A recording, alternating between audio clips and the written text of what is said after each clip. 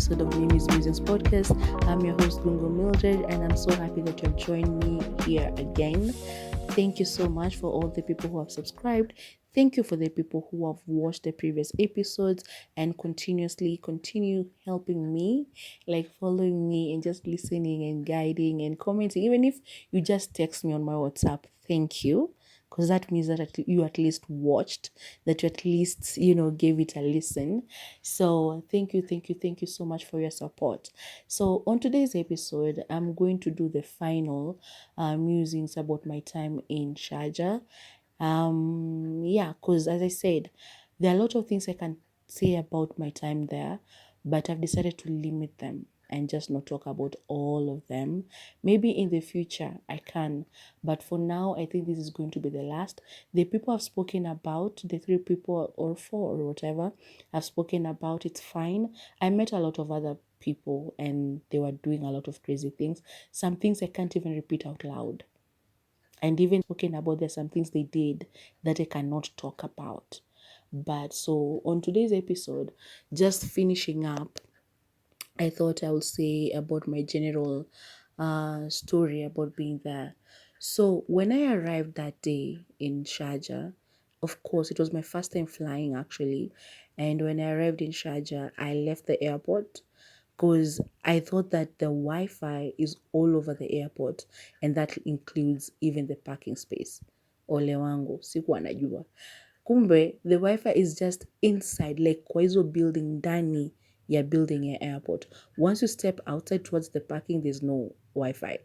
So mi nimechukua bags, nimetoka and I'm outside. I remember nimeshafika naona madem tulikuwa nao kwa the same plane because nilikuwa nimeona nikiingia ama nikitoka and nikaona wako hapo nje kwa masimu because unatoka kila mtu kwa simu. Nobody was coming to pick me up. So I was supposed to leave the airport, get a taxi, call my roommate, and then let my roommate, because she had shared the pin with me, so I was supposed to give it to my driver, alafu wa follow, and then niambie driver ani hotspot kwa gari, kwa taxi, ndio niweze kucommunicate na my roommate because I was communicating with her via WhatsApp. So ndo tuweze kucommunicate alafu atupatie the right directions. So mi nikatoka tu nikijua sintafika hapo nje, the taxi people will have that, Wi-Fi bado iko pia huko nje. Nafika huko, nimefika kwa mali taxi because you just get out of the airport, there are people there calling you, come taxi, here's the taxi, come taxi here.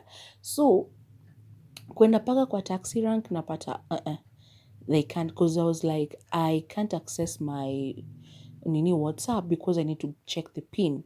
And this guy just told me, yeah, you need to go back inside so that you can access the pin. So in my mind, I'm like, hata niki access the pin from inside, how am I supposed to share it with my driver who's outside here?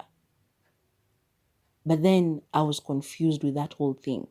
But anyway, I go back in, nikasimama mahali fulani hapo. Ushaijaribu kubuy bundles za Safaricom and you're in a foreign country? Like, do you know how expensive they are? Like, while you're roaming. I tried. Juu not this nimpigie. Because, sasa mali nilienda kusimama, it's still the outside, Wi-Fi haifiki hapo. But, hapo ndo watu wako. Because I didn't know that you could go back inside the airport after you have already left. So, tukisimama hapo ndo pia napata Mkenya mwingine tulikuwa na the same flight. So, she's also there. She's trying to call somebody who's supposed to come and pick her up. And apparently that person is not answering ama she's not getting through to them. Again, because pia ana Wi-Fi. Ndo nikamsalimia tu, started talking and I was like, hey, how do you go about this Wi-Fi thing? So, she tells me, niangalie hizi bags, let me go and ask. So she goes back and talks to somebody and they tell her, you have to go back inside. Can we do that? Yes. So we go back. There's a place where people are putting their bags outside, just outside the airport building. Tukazi a couple bags and I'm like, can somebody just come and take them and run away? But anyway, kuna cameras, kuna askari, kuna nini. But with all that rush, how will they know that sio yetu? Until nitoke ndo nipate haiko, then I go and report blah blah blah. But I was like, anyway, ni manguo na yes, nimebeba soko, unga, ugali na but it will work anyway, it's fine. Take my phone, go back inside, because I had my backpack that had my laptop, so at least this was most important and they were safe. So we go back inside. Kuingia, sasa kwanza kutafuta like the password for Wi-Fi. Ama hata ni Wi-Fi gani, because it's supposed to connect automatically, but I don't know which one it is. They're like, I don't know how many hapo hivyo, so I don't know which one I'm supposed to like click on reconnect. So I'm like, okay, so what do I do? I walk around the airport. I'm trying to ask people, but people unajua airport, watu wamefika hapo, kila mtu anajua mahali anaenda, ama their mind is just focused on something. So I'm like, okay, let me try and ask the staff, because staff nilikuwa nimeuliza nje, English, no. They weren't understanding me. So I'm inside and I find this guy, he was cleaning. And I'm like, hi, hello. Could you please help me? I'm trying to check the Wi-Fi. So which one is it? And this man just tells me, only Indian. And I'm like, okay. Because he was like, while I was talking, asking him, he was just looking at me. And then when I was done, he tells me, only Indian. I'm like, okay. I try to find another one. He tells me the same thing. So uzuri ni kwa ule dem tulikuwa tumeingia naye, because tuliingia kenda yake kivyake. So I see her and oh, hey, umepata, umejua ni gani? Then she told me, and then I was able to communicate with my roommate. She told me what to do. She kept like, she was worried now. She kept texting, as I said in the previous episode, like ndio alinifanyia vituko, but she was also so nice to me. She helped me a lot. So akanini, she kept calling and texting nini, trying to find out mali nimefika, blah blah blah. So I was like, I'm still at the airport, I'm trying to get the pin, nimeiona. Ndo sasa akaniexplainia, usiende kwa taxi zile ziko taxi rank, kuna watu wanabeba tu watu huku nje, kuna taxi zingine, tafuta hizo.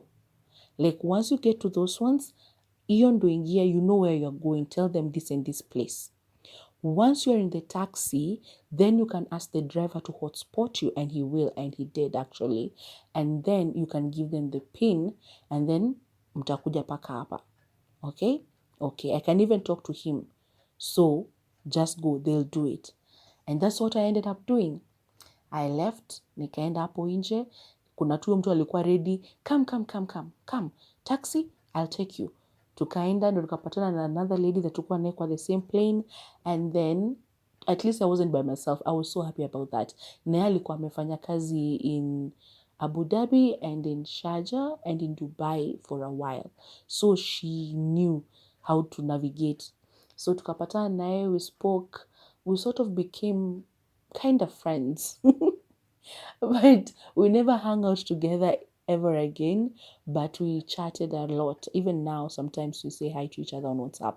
But yeah, so tukashare the same taxi, and I did as my roommate had told me. He had spotted me, I gave him, he saw the pin. Kufika ikakuwa shida because my roommate, hiyo apartment ndo alikuwa amehamia tu huko. So as I told you in the previous episode, kuna story mbona hakuwa na bed when I got there, alikuwa kwa mattress. So I don't want to share it. Acha tu nisiongele, I won't talk about it. But yeah, so that was a new apartment she had moved to. So she didn't know like nyuma yake kuna kaa hizi nini. So tulizunguka na huyo mtu wa taxi. By the time nilikuwa nashuka, he was upset because he was like, malalienda mara ya kwanza hiyo parking, it was the right place. Tulikuwa nyuma ya apartment yetu. But roommate akamwambia hapana, si hapo, zunguka. Tukarudi kuzunguka the apartment, tena tukarudi the same place. This guy was pissed because nasa hour ni yao si kama mita ya Uber, like the taxi wa taxi rank.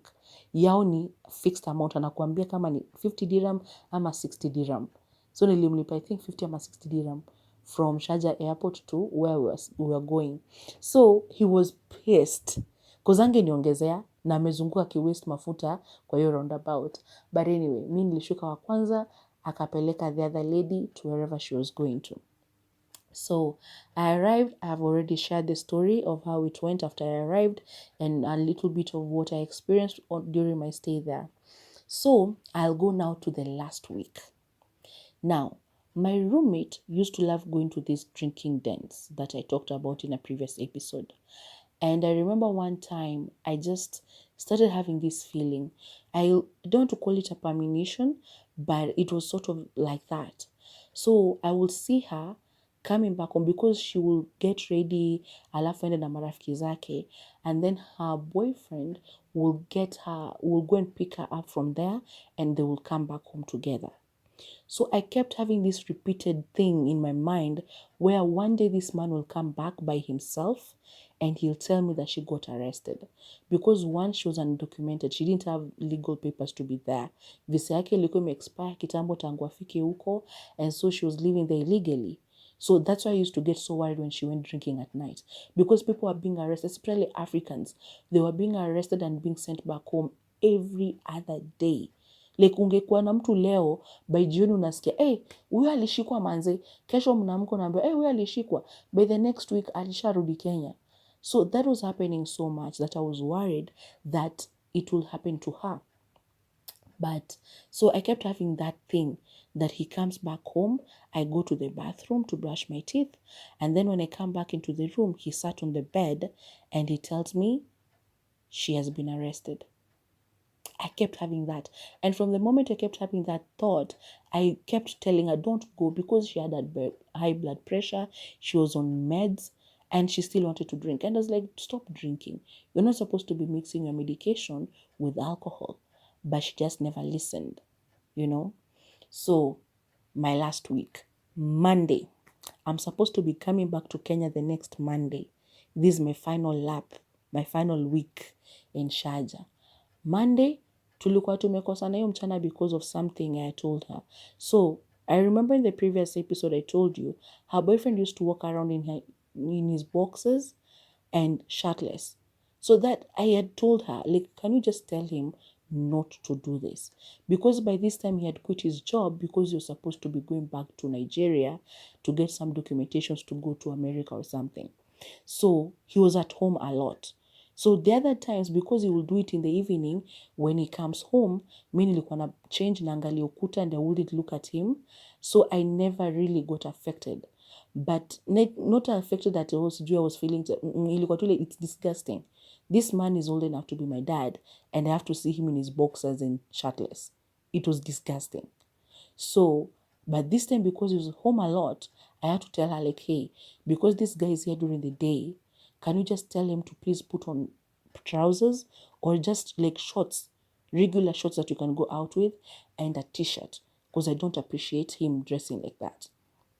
And so she tells me, okay. Of course she laughed. And you know what? Unajua tu hawa watu vile wanakuanga, wanapenda tu kuvaa hivi, kukaa hivi, nini. And I'm like, no. Si vizuri. Mi kimila yetu, I'm not supposed to be looking at him being all shirtless and without proper clothing. And so I didn't know that she had spoken to him about it. So ikafika time nilikuwa tuende tukabai sapa na yeye with my roommate. But she told me she wasn't feeling well. So nikajitoa, I think kwa nimebomoa nywele, nilikuwa natafuta kofia ya kuvaa yenye nitarudi nayo because I didn't want to spend money on her again anishuke because it was going to be expensive. Na hiyo pesa nikikuja Kenya ningeshukwa na a quarter of the money I was supposed to pay her. So nikabaki hapana, nitakuja kushukiwa Kenya. Bora yuko, nitamwambia tu anifanyie straightening and that will be all. And that I had planned that. So nilikuwa nataka tu kofia ya kuvaa maybe kwa ndege or something. So nilikuwa nataka niende super and then I go and buy dinner and then I come and make. Nikamwambia twende. She told me she's not feeling well. She's not going. Nikaambia sawa. Mimi nikatoka nikaenda kwa duka nikarudi. So before I left, this boyfriend of hers, because alikuwa nyumbani at this time, these people used to love making fish. He was a cook as well. So walikuwa nakuja usiku. He would leave work. Hiyo saa 6 za usiku.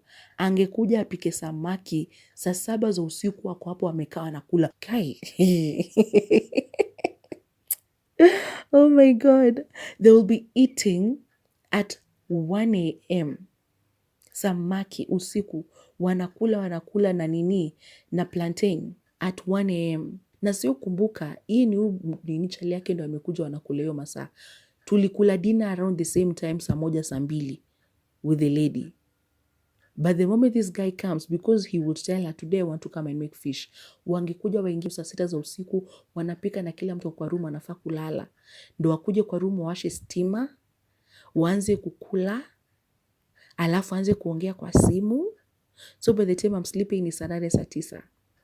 So that day juni mchana akasema hiyo ndo anapika for lunch ama like a late an early dinner. So alienda akanunua akakuja nayo. So yeye vile aliona my roommate vile aliona yeye tayari akona dinner anapikiwa, so that's why she told me she's so sick she can't go out. And I was like, okay, sawa. Jota hivyo alikuwa ameshitaka amelala kwa nini. Her blood pressure had gone high. Nilikuwa nimempeleka akapewa madawa, but again she was mixing it with alcohol, so there was that. So the guy was making fish. Mi nikatoka nikaenda nikabai, I think I bought beef, nikakuja nayo, alafu nikawapata kawa namalizia kukula. But by the time I was coming back, this guy amekaa kwa kiti shirtless na boxers. Nikamwambia kiwe, nilikuambiaje na huyu msee na kuvaa nini kutovaa t-shirt. So akaniambia, wachana, mkono utashinda ukirudia kila saa, tutaongelea the same thing every time. Nikamwambia, yeah, because it's disgusting. Mwambia shati because ni mbona nakaa hivyo? Sifurahi kukaa hivyo na nimelipia hii room, so I have a say. So akanyamaza. Ananiambia ni sawa. But mi niliongea sikuwa na mauchungu, like hasira. I just said it. And then I think he understood because he asked and she was like, ah. So after they finished eating immediately, he dressed up. Alafu, that was it. So kuna pesa zake nilikuwa nazo like I think 5 dirham or something, nikampea. Actually kwa 5, ilikuwa like a 3 dirhams hivi. Alikuwa ametop up somewhere, tukua tumeenda na I don't know. So nikampea, akazieka tu mali alikuwa amekaa kwa kiti. So this guy goes and cleans the kitchen, nini, anakuja. Then, wameketi hapo, he goes, like, why don't we go to the drinking den? Me, I call it den. So why don't we go to the drinking den? Because they used to call them parlor, but it's not a parlor, it's just a room. I'll call it a den. So he says, why don't you go to the drinking den? And she's like, okay, sawa sawa. Na sayo kabla seme sawa sawa, simu yake ilikuwa inalia akiwa jikoni akienda kunawa mkono. When she came back, I was like, simu yako ilikuwa inalia. She picks it, she takes it and she calls that person. And this lady anamwitia kazi akamshuke like some few blocks away from where we used to live. But then the lady says she's not feeling okay, so she can't go. So, and then after kusema hivyo amerudi kwa kitchen sijui kufanya nini. When she comes back, her man tells her tuende tukakunywe. Na vile alisikia pombe, hey, she was like, done, let's go. Amesha change, the man amevaa, ndo hao wametoka. I look at them, if I knew that was the last time I was going to be seeing her, hey, I would have said a proper goodbye, because she was just like, okay, sawa tuonane. Nikamwambia sawa, bye, take care. Wakatoka wakaenda. That was the last time I saw her. So mimi nikaendelea, nilichill kwa room. Of course, when I went to the kitchen, because it was during Ramadan, the landlady, as I said in a previous video, she is Muslim, so I found her making her meal for ya kufungua. So sikutaka kuwasumbua, nikawachia kitchen. So I went back to the room. So I took a shower earlier because I knew this guy, they would come back anytime. And then nikaenda kupika after the landlady had left the kitchen. So nikiwa nimechill kwa room, baadaye nikaangalia saa niko ninakaribia masaa huo wanarudi. Nikajiambia, let me go to the bathroom and then brush my teeth, then come back. The tu nimeinuka nichukue toothbrush, the guy comes in fast. And then he says hello. I'm like, hello. He sounded like crestfallen, like sauti yake ilikuwa down. And I say hello, but my heart starts pumping. Because now, that thing I've been thinking about all along, that premonition I've been having, ndio hii, I'm leaving it. And then he leaves and goes to the kitchen, starts talking to the landlady. But I'm listening out to hear my roommate's voice, but I'm not. Na usually alikuwa anatoka kukunywa, alikuwa anakuja kijigonga kwa milango nini, but nikaenda nikabrush meno, used the bathroom, came back. I come back to the room, and after some time, when I've gotten into bed, the guy comes, sits on his bed, just like I used to see it, and he tells me, roommate, of course he uses her name, has been arrested. Ushisikia tu ile feeling Ni roho ama ni tumbo ama ni nini naanguka like shwa. Exactly like I had seen it in my premonition.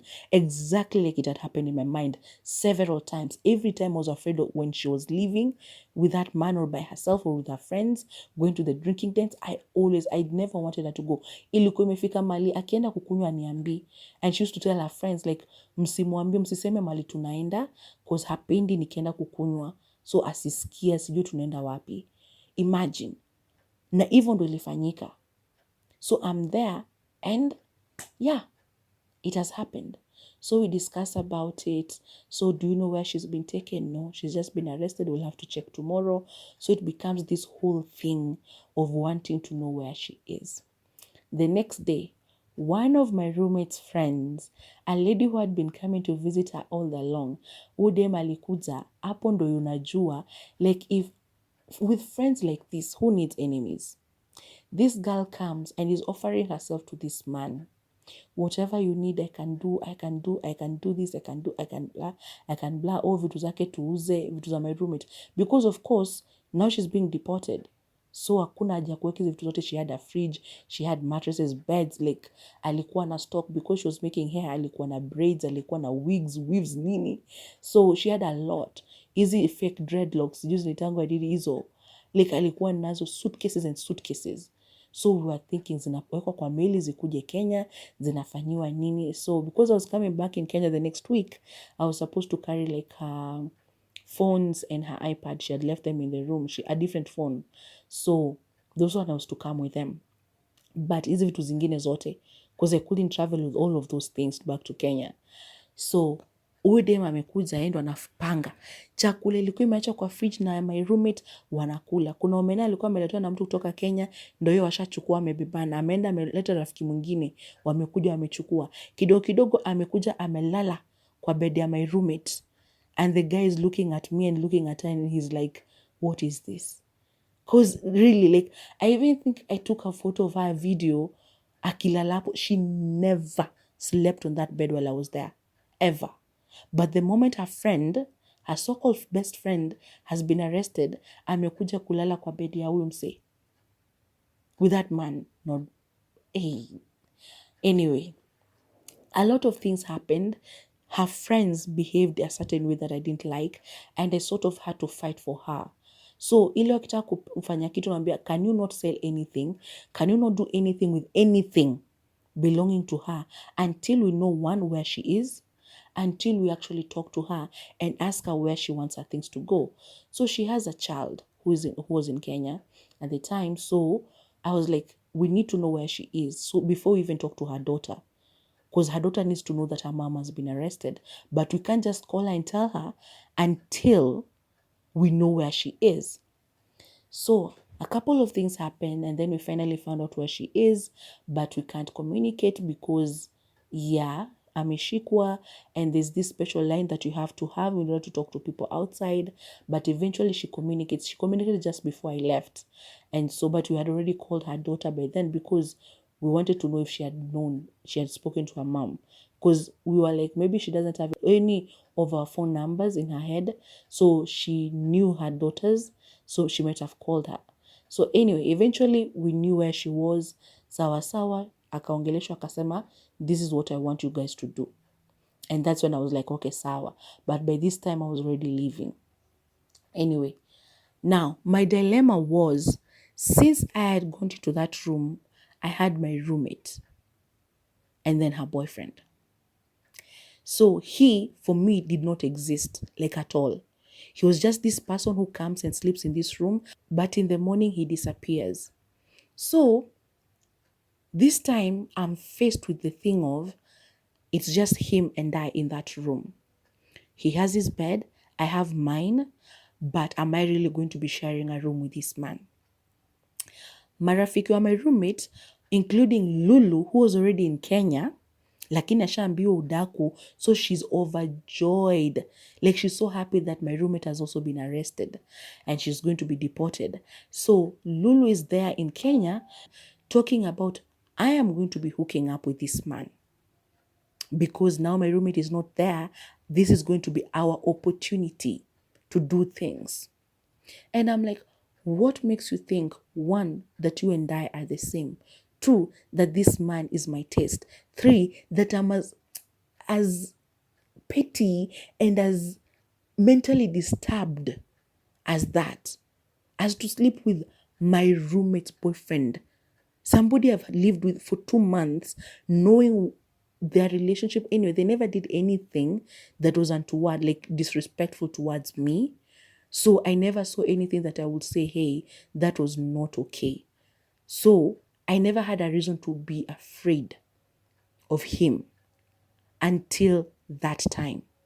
Because sasa vile hao mademu waliongea hivyo, I didn't know, I wasn't talking to them, I didn't have their numbers. But now my roommate's boyfriend, as I said, I'll be calling him Ken comes and tells me this story. Oh, you know what these ladies are saying? Lulu and these friends, they have been saying that you and I are going to, and I was like, don't even finish that sentence. You and I, nothing is going to happen. I'm not that type of woman. I'm not interested. If you dare touch me, I will scream bloody murder. Everybody will hear. Everybody will know. I will not, do not dare. And it's like, no, I'm not saying I'm going to do anything.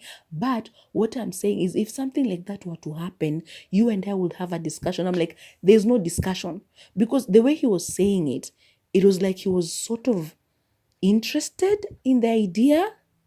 So he was telling me to see my reaction, to sort of gauge what I'll do about this information. I was like, I will scream.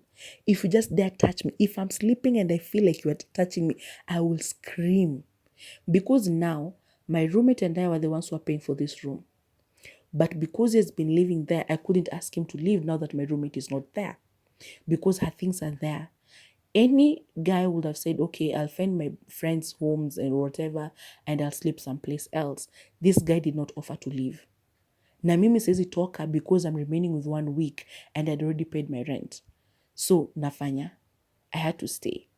But if, like, to tell you honestly, that day, because I spoke to my friend, I spoke to my grandma, and I spoke to my other friend, and I spoke to my aunt, and everybody was like, go and talk to the landlady, tell her what he has told you, and that they just be aware so that somebody can know.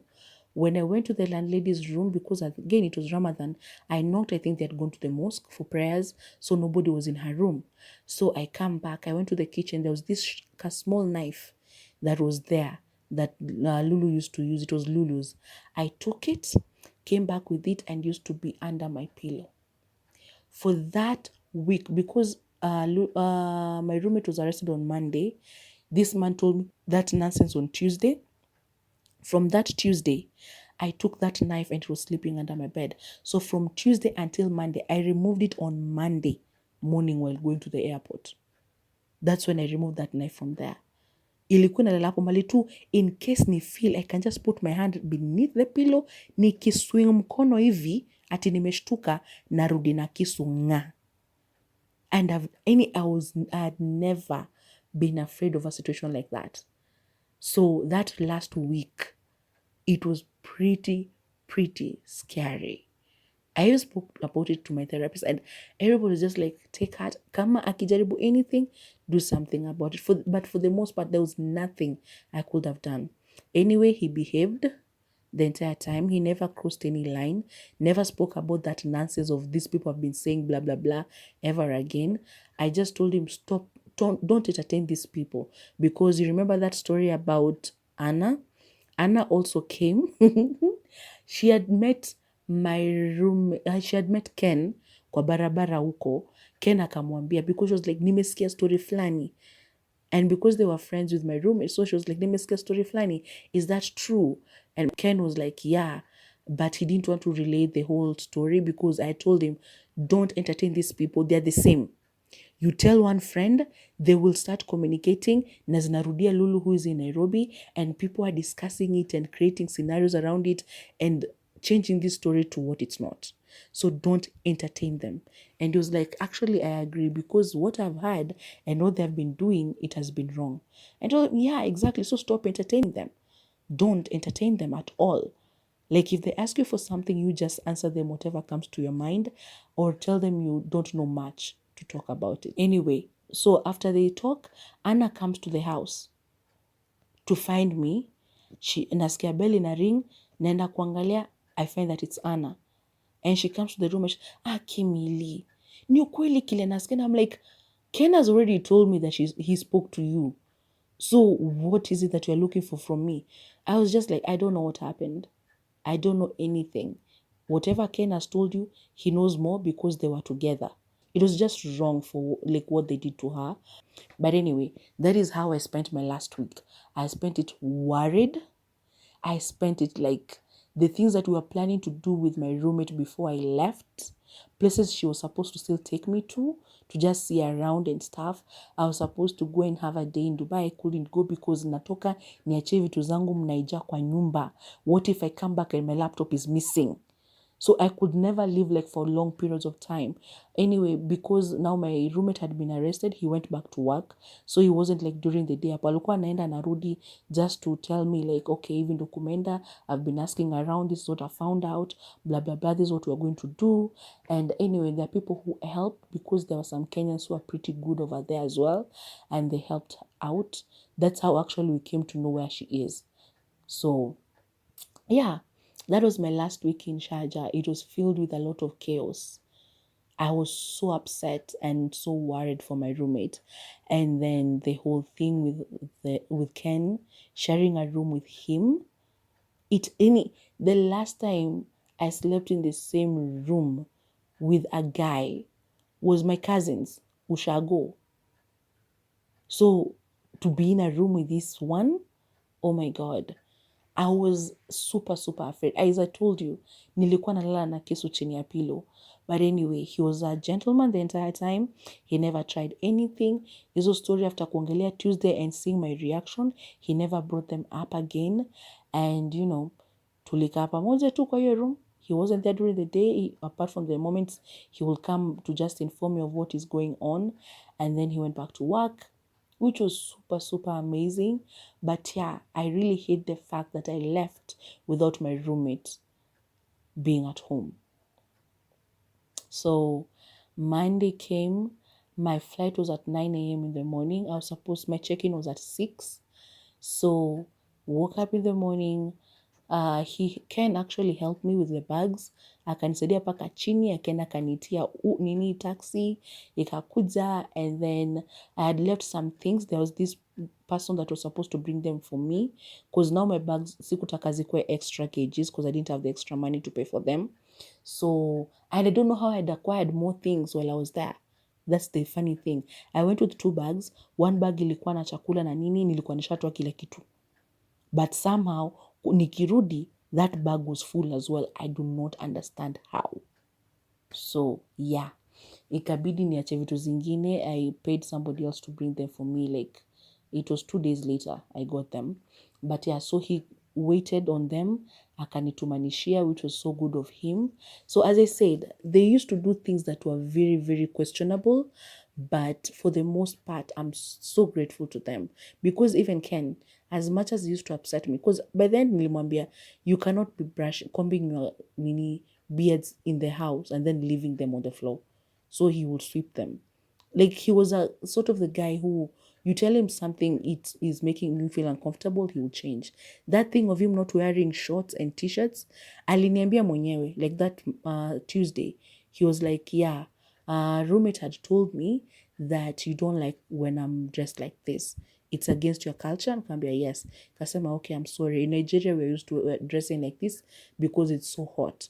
I was like, I understand that, but I just don't like it. And so the entire time, always in a t-shirt, always in decent shorts or trousers, which was so good. He would change in the bathroom. Very respectful. So my fears ilikuwa tu ile when I go to sleep. Although I used to pray so much, especially before going to bed. I was praying for my roommate so ndo achiliwe bila kuwa na issue.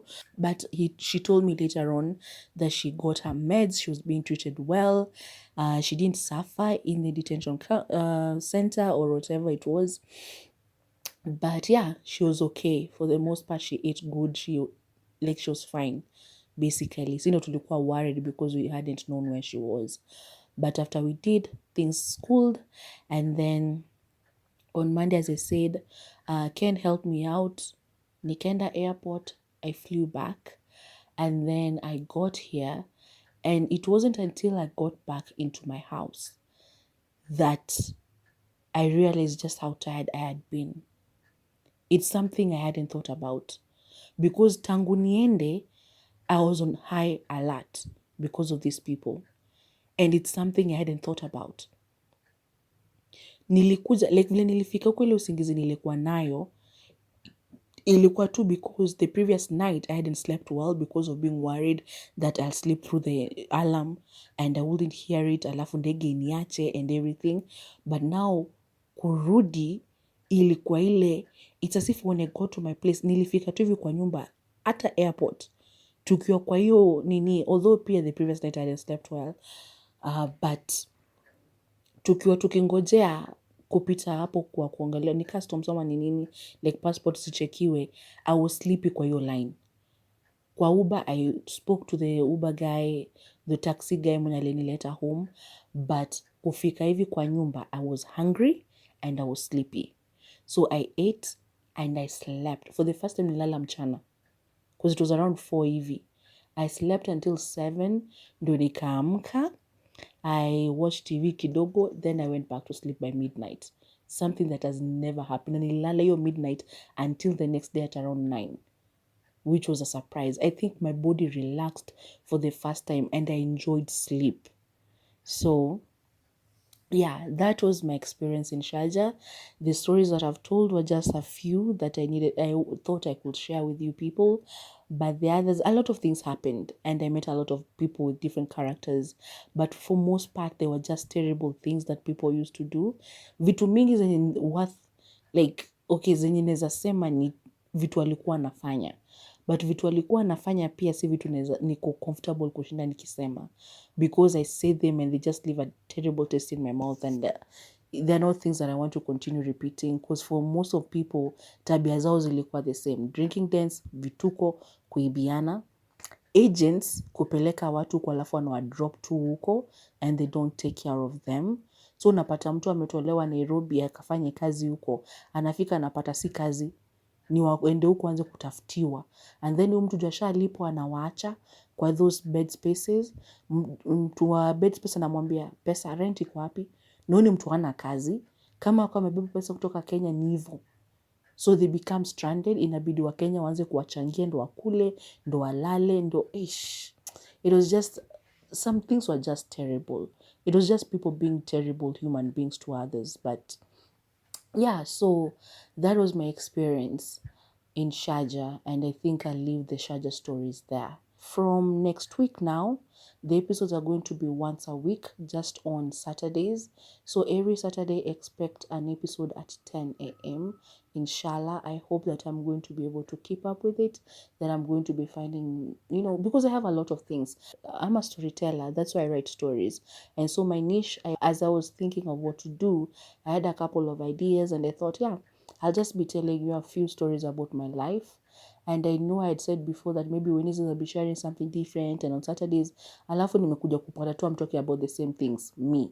Because me is all I can tell you about. But the experiences I've had in this life, maybe they can help you. Ama you can say that, yeah, I've experienced that too, which could help me to know that I'm not alone. So yeah, please remember to engage with me. Comment on the comment section down below. Go to my Instagram page at Mimi's Musings Podcast and comment there as well. Or go to my DM there and tell me how you felt about it. For those who have my number, I appreciate that you text me directly, but come on, I'd rather that you comment here to give my my videos traction. So please remember to like, comment, share, and please subscribe. I need to get to at least 50. I say tunaanza na 50 kwanza, so I need to get to at least 50, and hit the notification bell for notifications, and always be here whenever I upload a new show. Okay, bye now.